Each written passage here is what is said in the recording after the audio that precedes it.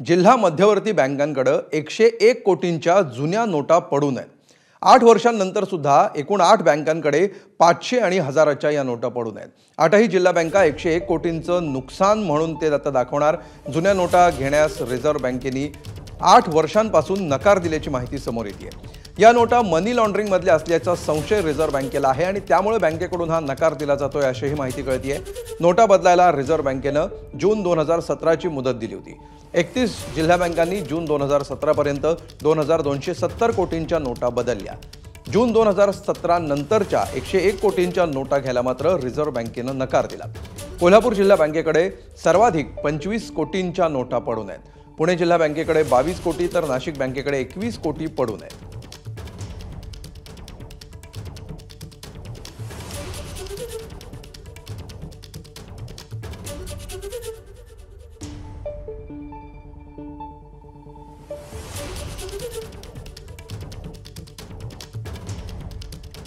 तर कुठल्या बँकेकडे किती नोटा आहेत बघा। पुणे डीसीसी 22.2 कोटी रुपये, नाशिक डीसीसी बँकेत 21.3 कोटी, सांगली डीसीसी 14.7 कोटी,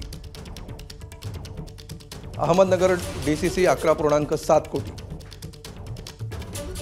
नागपूर डीसीसी बँक 5 कोटी,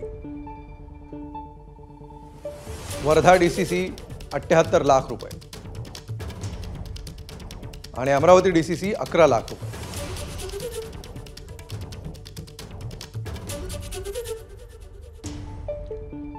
तर नोटाबंदीवेळी बँकांचे अध्यक्ष कोण होते बघा। हसन मुश्रीफ कोल्हापूर डीसीसी बँकेचे होते अध्यक्ष।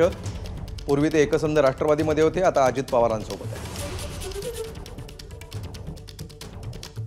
पुणे डीसीसी बँकेचे अध्यक्ष होते रमेश पवार, राष्ट्रवादीमध्ये होते, आता शरद पवारांसोबत आहे।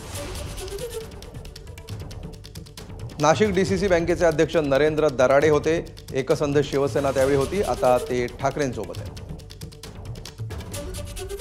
सांगली डीसीसीचे अध्यक्ष दिलीपराव पाटील हे एकसंध राष्ट्रवादीमध्ये होते, आता शरद पवारांसोबत आहे।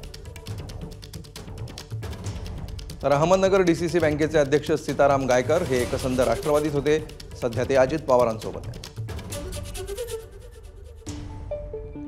अमरावती डीसीसी बँकेचं अध्यक्षपद होतं बबलू देशमुख यांच्याकडे, ते काँग्रेसचे। तर नागपूर डीसीसी बँकमध्ये 2014 पासून प्रशासक आहे।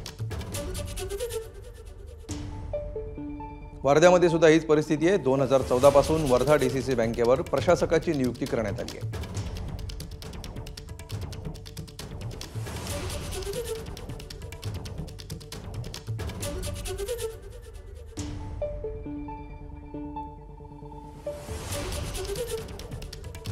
तर त्यामुळे 8 वर्षांनंतर सुद्धा 8 बँकांकडे 500 आणि हजाराच्या जुन्या नोटा पडून असल्याचं चित्र आहे आणि याविषयी न्यायालयाकडून आता या सगळ्या बँकांना अपेक्षा आहे। न्यायालयामध्ये आपल्याला दिलासा मिळतो का, याकडे या सगळ्या बँकांचं लक्ष असणार आहे। 2017 ची मुदत दिलेली होती या सगळ्या नोटा बदलून घेण्यासाठी, मात्र या मुदतीमध्ये नोटा बदलण्यात आलेल्या नाहीत। अशा या सगळ्या नोटा आहेत ज्या अजूनही या सगळ्या बँकांकडे पडून आहेत।